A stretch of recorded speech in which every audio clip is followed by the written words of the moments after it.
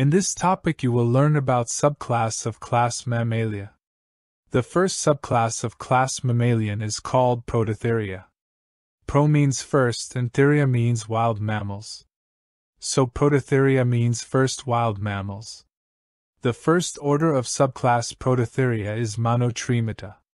Mono means single and tremata means opening. Individuals of this order have single or common opening for digestive byproducts, urinary and reproductive byproducts like sperms and eggs. This opening is cloaca. The first family of order Monotremata is Tachyglossidae, which includes spiny anteaters.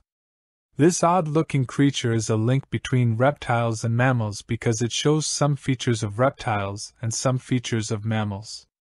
Another family of order Monotremata is Ornithorhynchidae. In this family an odd-looking creature duck-billed platypus include.